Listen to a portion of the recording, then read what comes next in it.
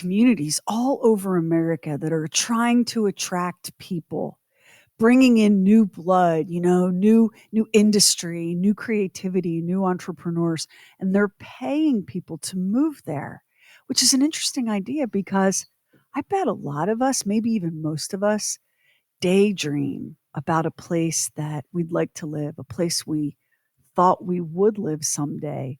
But for most of us, that never happens. We always have an odd one in the crowd. So it's kind of odd. Decidedly odd. Doesn't that strike you as a little bit odd? No, it doesn't strike me as a little bit odd. It's the Bob and Sheri Oddcast, the stuff we wouldn't, couldn't, or shouldn't do on the regular show.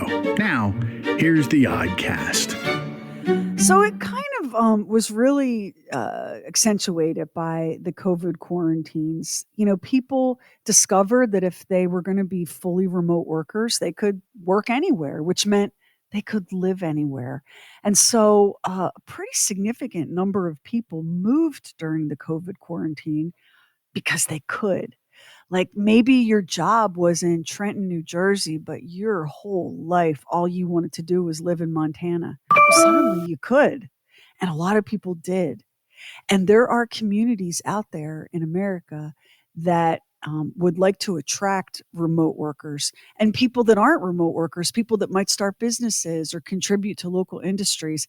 Like the state of West Virginia has a program called Ascend, and they have a handful of Ascend communities, and they will not only give you cash money to go live there, but you get all sorts of cool stuff like free zipline passes and tickets to museums and that sort of thing. Tulsa, Oklahoma has a program called Tulsa Remote. It was the first program of its kind offering remote workers and entrepreneurs 10 grand to move to Tulsa. Just stay for a year. That's all they said. Please just stay for a year. Well, 2,900 people accepted that deal. And those people have so far generated over $300 million in direct employment income. So Tulsa's really happy about it. Indianapolis has a program Indiana has a program where they want you to, it's called Make My Move, and they want you to come to Noblesville, which is a suburb of Indianapolis. They want you to come to Evansville, Indiana. Topeka, Kansas has a program where they'll give you up to $15,000 in incentives to move to Topeka. And the one in Topeka doesn't concentrate on remote workers. They're looking for transitioning veterans, boomerangs, people who were from Topeka and left and would like to come back. So these are all like really interesting, cool programs. And if you want to Google it, if you're up for a move for money, Make My Move is a good place to start. So I guess I have two questions. My first question is, would you take a deal like that if you were like free and weren't tied down by, marriage, kids, elderly parents, whatever your anchors are? Would you take that deal and make that move? That's the first question. Let's go around the room. Lamar? Oh, God. Yes. I mean, if I didn't have kids and, grandkids and all that kind of stuff. Yeah. Oh, God. And actually, I would like to do it multiple times. I mean, I would like to live. Oh, yeah. Because my thing is, everywhere I visit, I look at it and I go, boy, this is very cool. I would, anytime I went out west, the landscape and going to the beach, I don't know. Yeah, I could easily. I would move every 5 years if this deal was going on, if I wasn't, didn't have any ties or anything. Yeah, I think it'd be great. I would too. I'm so jealous of my bestie, Evelyn, because she's such a nomad. Her job, she works for the Mountain Empire Kingdom. I forget the exact name of the Methodist Church. And so her territory starts in Colorado and just keeps going to the Pacific. Salt Lake City, Montana, yeah. Wyoming. And all of her business travel are to places, Lamar, that you would lie in bed at night daydreaming about. Like to be able to she has one child who's in college. She's not married. She's completely free to be a nomad. It's a pretty cool life. But of course, we always think the grass is greener, because sometimes she'll say to me, like, I don't want stuff or a mortgage or any of that. But sometimes I feel like, I need a home. And she's had one before and she'll have one again, but she's just really in this kind of nomad phase. How about you, Doc? Would you take advantage of one of these opportunities, pay for move if you could? It really depends on where it is. I think the big thing for me is I'm not really interested in a place where you have to drive a long way for like groceries or something. Like I don't want to have to drive 40 minutes to the closest grocery store to get stuff. But if you can get in an area that isn't necessarily a city but still has all of the shopping and all of basically everything you would need fairly close, then yeah, I would be fine with that. So we could get you to Noblesville, just outside Indianapolis, but you will not be relocating to the outer reaches of Gillette, Wyoming, is what I'm hearing. Yeah. How about you, Max? I've been to Indiana in the winter, and not so much. But unlike Lamar, I don't have children. I don't have grandchildren. And so that is something that does sound attractive. If you go and you live there for a year and you get a certain amount of money, that's a pretty good deal. It really is. And you're already a remote worker. Yeah. Max could do this. You're already a remote worker. Yeah. But you would have to be super careful about time zones, because that's the only thing left that we haven't tormented you with. Well, a friend of mine, it's so funny you say that. A friend of mine worked morning radio in Los Angeles, and he didn't like getting up early. So he moved to New Orleans and he did the show remotely because he could get up later. Because New Orleans is Central Time, That's right? Yeah. So he could get up 2 hours later. Oh, that was brilliant. Yeah. Wow. Okay. So now the related question is, and you just have to pick one of all your many daydream locations, places that you thought, especially when you were a kid or a teenager, that you would someday live. What was that place, Doc? So I've had three. I can tell you the other two later, but the one I had growing up as a kid was San Diego. And I'm not really sure why I wanted to move there. I guess it's because I thought the name San Diego was cool. But I always kind of thought, San Diego sounds like an okay place to live. It's just spectacular. It's just paradise on this earth. Perfect humidity, perfect everything. They do have very good weather there. It's good a lot of the time. There's an earthquake from time to time if that doesn't bother you, but Doc can handle an earthquake. Yeah, that's right. Yeah. The earth might shake. Doc stands still. He is not going to be troubled by an earthquake unless he gets swallowed by a crack in the earth and is never seen again. What are the odds, right? We've got more straight ahead. So now I have to ask, Doc, what were the other two places if San Diego was number one? So in my 20s and a lot of my 30s, I was a huge fan of this crazy, dramatic teen soap opera called Degrassi, which takes place in Canada. It's a Canada-made show by people and it was also produced in Toronto.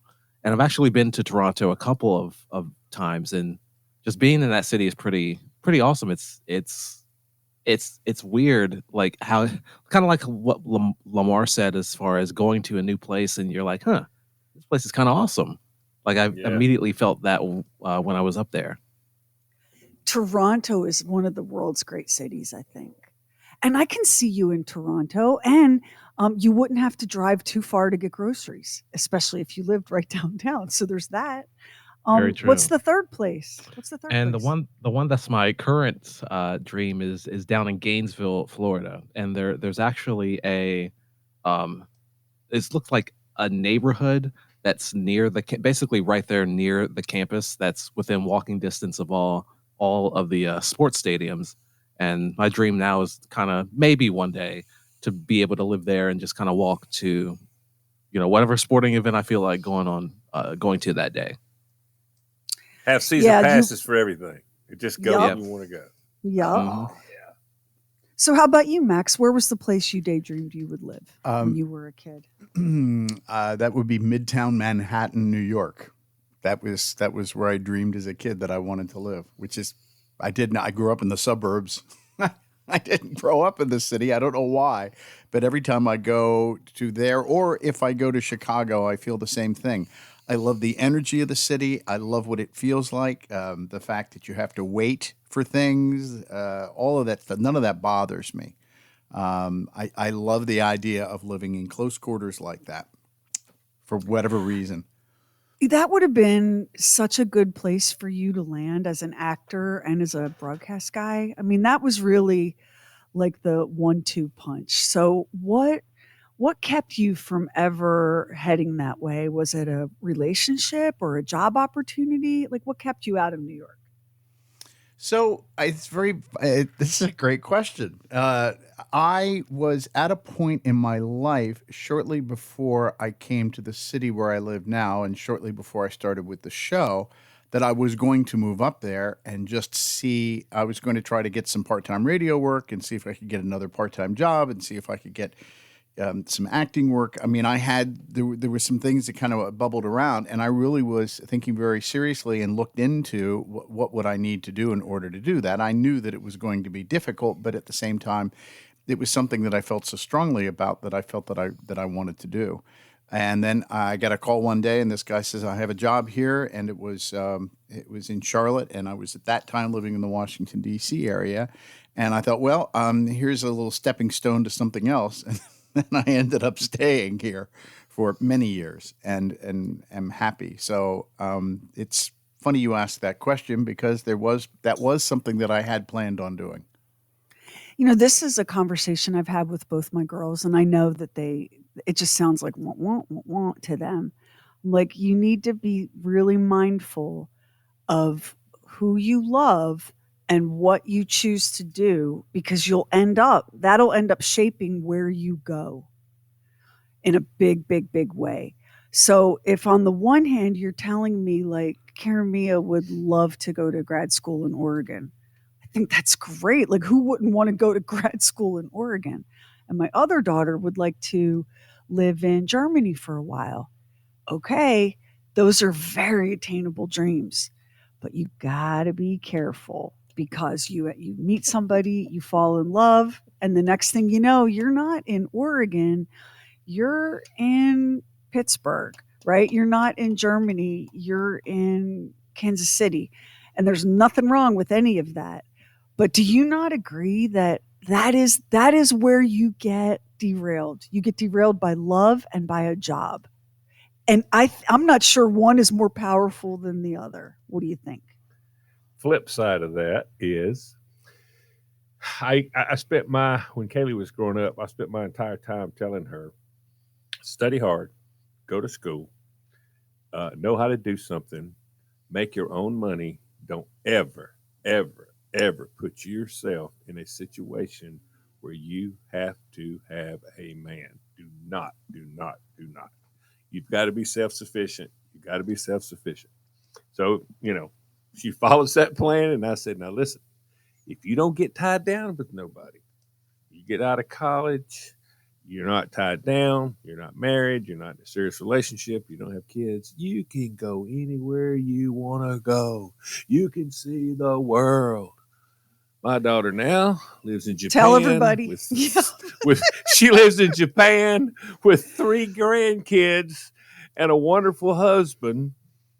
And thank goodness for FaceTime because, and everybody says to me, God, don't you hate that? And I say, nah, I can't hate it because you can't hate it, but look what happened. Look what happened. But yeah. Oh yeah.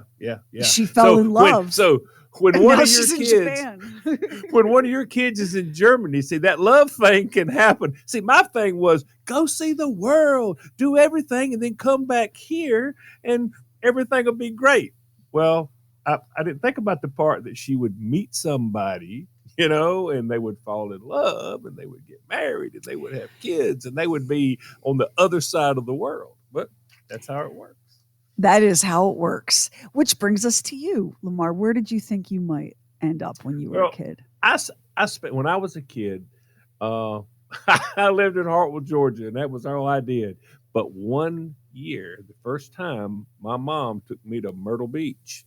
the first time I stood on a beach and saw the ocean, I'm thinking, oh, buddy, why would you not live here? This is the greatest thing ever, you know, and that stayed with me for a long, long time because my whole idea was one, I just want to live where I can look out on the ocean. It's just you wake up in the morning and that's the view. That's the view. That's the view. But then after I started traveling other places, it just it there's so many things that run through my head. My whole plan was right now is to be in a camper going across the country and just staying anywhere and everywhere. We hadn't got to that point yet, but that's my deal because then I can see all the places and I can enjoy it and then move to the next one. Enjoy it and move to the next one. That's sort of the plan. That's So so similar to like my daydream. I'm really lucky, when your parents move you around a lot as a kid, you get to live in a lot of different places. Like that's the silver lining to a chaotic childhood. Like I yeah. have lived on one of the busiest streets in one of the busiest cities in the country, and I have also lived on a windswept plain in northwestern Wyoming where coyotes would bring weak, sick elk down to the ice near our house and kill them and eat them. And that was my bedtime lullaby, which is something to behold. The howling of coyotes, the bugling of elk. So, I mean, I've had a lot of like diversity in where I've lived, but I've always thought that I belonged in New Mexico, and that is the place I feel like I need to live. And I don't have any reason for it. Like I'm not going to sit here and go, I am a reincarnated whatever alien from Roswell. There's just something about that landscape that just like has my whole heart and soul. And like you go, oh, like where do you want to live? Santa Fe, Taos. I mean, I like Santa Fe and Taos, but I want to live out. Like there's a stretch Yeah. of road between Dulce, New Mexico and Santa Fe where the scenery like brings you to your knees, and there you go, you can drive for miles and not see anything. The famous Ghost Ranch, the Georgia O'Keeffe property is out there, and it's breathtaking and peaceful and the beauty like you won't see anywhere else. So I would like to end up in New Mexico, and I have been slowly and carefully and strategically indoctrinating my family. Kevin and I have been to New Mexico. We go a couple times a year. We've been to New Mexico so many times now that like we have our favorite back roads. Like you can take the back road from Las Vegas, New Mexico to Tucumcari, and it dumps you out on Interstate 40, and you'll drive for an hour and a half and see one other car. Like it's like a cowboy movie. It's just Yeah. spectacular. So I now have him pretty convinced that yeah, we should probably live in New Mexico. I think God wants us in New Mexico. But like all of your childhood imagination, right? You don't always know where you get these notions from, do you? Yeah. No. No. I mean, Like I but the travel. If you travel, it's because I don't know. It like when I go to Vegas or out in the desert, out that way. If I go out to Las Vegas, the landscape to me is so beautiful because you can just see as far as you can look and you can see and mm, whatever. mm. Just like I think that if I was living in Nevada, if I came here, I would be like, oh, the luxurious greenery and the trees. It's it's just the changes of the landscape, and No, you I'm nailed it. afraid I'm afraid you get used to. I just want to know, do you get used to it and go, yeah, I don't see it so much. I would hope that you would, but that you would continue to see it like for the first time every time. But I don't know. There are some parts of America that are so spectacular that I don't Mm, see how you could ever get numb to waking yeah, up every day to this pristine blue sky and mountains, snow-capped mountains in the distance and red rocks and desert plants. Like how could you ever get blind to that? But you're right, Lamar, because I have family that like I have a relative, Lisa. grew up and spent most of her life in Utah and Wyoming, back and forth between those two places. And the first time she came east for a wedding, she could not, like, just looking out the window of the plane, she was like she was flying into the rainforest because she'd never. And Philadelphia, the first time she went to Philly, again for a family wedding, she didn't know if she was in a movie or a hallucination or having a real experience. Because even though Salt Lake City is a big, major city, huge urban city, like people who haven't been, you say Salt Lake City and they're like, oh yeah, Brigham Young University and the temple. Yeah, and then all the other things that go with being a big, giant urban American city. But Philly is its own kind of thing altogether and bigger than Salt Lake. And Philadelphians are their own kind of people. And it blew her mind. And, she was one of those people who her daydreams were, well, maybe someday I'll live in Hawaii, because she had all this natural, incredible, rugged beauty around her. And she lived and went to school in a big city. So her daydreams were, oh my gosh, did y'all hear that noise? Yes. What was that? I don't know. Let me check. Kev, are you okay? Okay. Oh, that scared me. I'll remind people listening to the Oddcast that my husband had ortho surgery on his left leg, and he still can't really. He has like crutches and a little knee scooter. He's still pretty immobilized.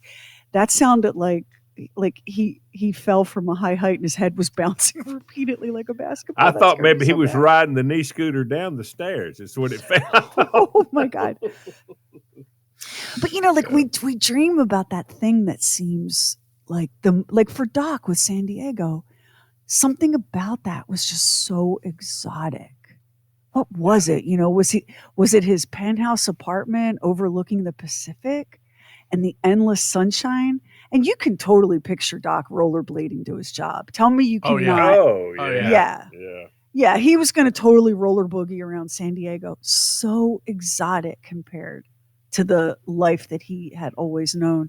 And I wonder if that's true for everyone, that you daydream about something that is as far from what you know as you could possibly imagine. I just can't get over it when you're driving through the West, though, when you can just look out across and just, God, it's crazy. My parents lived outside of Las Vegas, and so I spent some time in the desert, and I get it. I mean, I really liked it there. They used to be so starved to see rain, they would see it in the distance, like 50 miles away, and they'd get in the car and they'd drive to it. Just because you could see it so far in the distance, 50, hell, 100 miles, you really can see far. But they used to do that as sort of a little novelty. It's funny. How far out were they from the city, Max? I'm trying to think. So they were in Boulder City. So it was probably about 20 miles, something like that, I would say. You could leave. I remember going out, and you could leave there. And once you got on the highway, you get to a point, you could see the MGM Grand. I mean, you could see it. Yeah, I mean, you just could see it coming down. You could see it. I mean, that's how it's just Boulder amazing City. you can see that far. Boulder City's, it was great. Yeah. Well, I think Boulder City is so adorable. It's not too far from Boulder. What's cool about Boulder City is you've got Vegas like on one side and the Hoover Dam on the other, and then Valley of Fire, and you're really not all that far from the Grand Canyon. No, if you're a person who likes a road trip, like that's pretty spectacular. And now Vegas has that sphere thing, which if you were watching the Super Bowl, you saw a lot of cutaways to the Vegas sphere. To see that in person, like the first time I saw the sphere, I was in the back of an Uber on my way to the airport at night. I almost wet myself. I didn't know what I was looking at because like everybody who lives out there followed the construction of it. It was all over the local news. Like my mom was like, oh yeah, that Vegas sphere, it's amazing. Let me tell you about it. But it really didn't get a lot of play where I live. And, it just wasn't anything I was paying that much attention to. But being in the back of an Uber at night, heading for the Vegas airport, I went, oh, the hell is that? And the Uber driver goes, oh, that's the sphere. Because Lamar, as we came around like the turn and the sphere was ahead of us in the distance, it does all these, like they program it to do all these different things. It was a giant blinking human eyeball. And I thought we were being invaded. Like I was you're not talking about the stratosphere. I'm talking about that big ball, Oh, the okay. sphere. Yeah. The big ball. Yeah. Yeah. Yeah, and there are threads you can follow on social media, people that live near the sphere. They're like, "Good luck sleeping at night with this out your window." And then they take pictures out their window of the sphere doing all this batshit stuff. Like, of course you couldn't sleep. It's gigantic. Yeah. Have you not seen that, Max? Do you know, I don't remember. Of course, my parents haven't lived there for probably. No, yeah. This is I haven't been out there probably in about 12, 13 years. So if that's something that's since then I haven't seen it. Oh, it's brand new. No. Like you can go. It's like a concert / entertainment sort of venue. Like you can go see a band in there, right? Or some kind of show. So it's a thing you go inside for a concert, right? Wow. But the outside of the sphere is, I don't know what it's made of other than magic. It's all of these panels that are screens, and they can program those screens to be a single image, like a giant. I want you to imagine coming around a corner and there's a blinking eyeball the size of a stadium off to your right. Tell me you wouldn't wet yourself, because I just about did. And for Super Bowl, they had Chiefs and oh bless, who did they beat? The 49ers. They had all sorts of like special Super Bowl football programming on the screens. Night and day, 24 hours. It is a spectacle out of like Blade Runner, but at night it will take your breath away, especially if you're unprepared and didn't know it was there and had no idea what it was going to do. It's super, super duper cool. Tony, who we work with, Tony went to an event. I think it was for a convention at the Sphere, and said it was really super cool.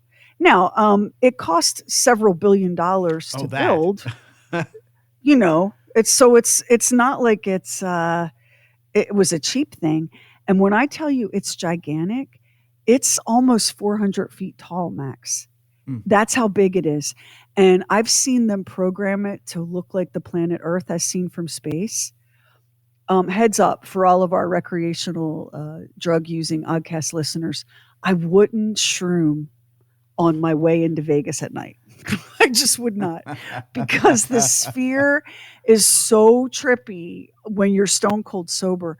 But I want you to imagine it's nighttime and you're driving, and the way that Vegas is in the desert, like there's Las Vegas and then there's not a damn thing for miles. It's a tiny oasis in the middle of a vast, dark desert.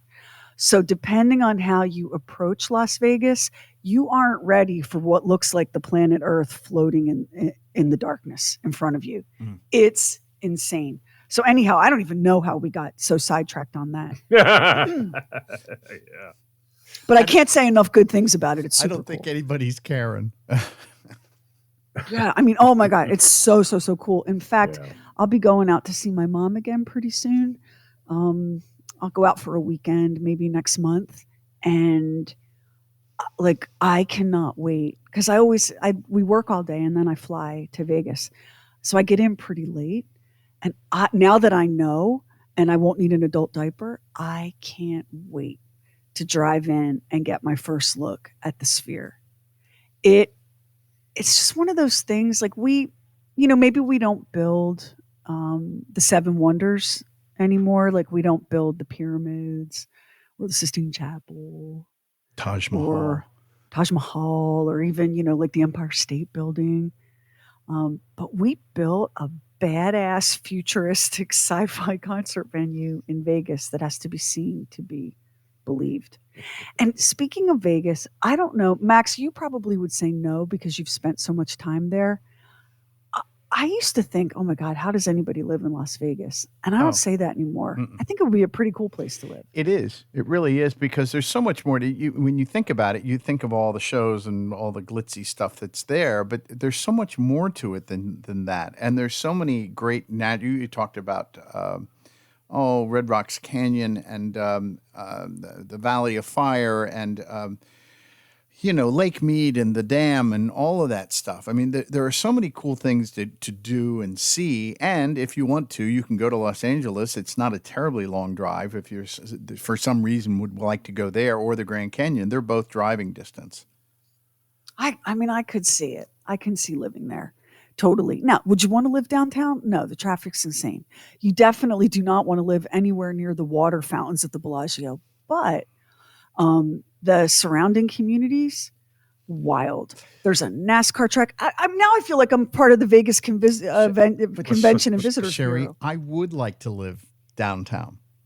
You would live downtown Vegas? I would live downtown Vegas. I like being in a city. I like being where you can walk to the grocery store and you can walk to different places, and the vitality of it and the noise. I love all of it. Yeah, that's you. It is you. It is you. I would like to live in a big city again, but I cannot do that unless I really right now Kevin's immobilized. I mean, I'd have to really mess with him. Like I'd have to spike his punch with LSD or something. He'll never agree to go live in a big city. We're living in his idea of urban hell as it is, and my house. It's a suburb. I mean, I'll never get him. Like I would live in a high-rise apartment in a big city and just keep the curtains open all the time and watch the neon lights at night. Like I would love that. For him, that would be like putting a wild animal in a cage. He just would hate that. If you ask him right now, where did you daydream you might live when you were a kid? How about on a sailboat off the Dry Tortugas? As no people, no streets, no noise, no giant 400-foot tall blinking eyeball in the distance. Like none of that. None of it. Which might be the only reason I've gotten him to tentatively agree to live near Dulce, New Mexico. There's the underground alien base and all of the incredible natural beauty. Win. So, Doc, we'll end with you. If you had the chance right now to live in Vegas, would you take it? I think I would. Yeah, I went there once randomly and kind of walked around. Being there at night's really awesome. It would be cool to live in an area where you could just be high up and just watch the city and the lights at night. Yeah, exactly. Think about what a great way to go to sleep that would be. Just kind of lulled by the flickering of the neon and the blinking of the giant human eyeball.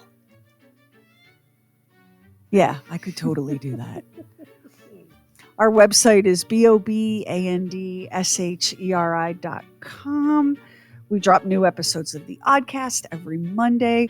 We drop new episodes of Talking Lamar every Friday, along with new episodes of True Weird Stuff. Thank you for listening to all of our fine Bob and Sheri productions, because you're the reason we're making them, and we appreciate you. We'll see you next time on the Oddcast.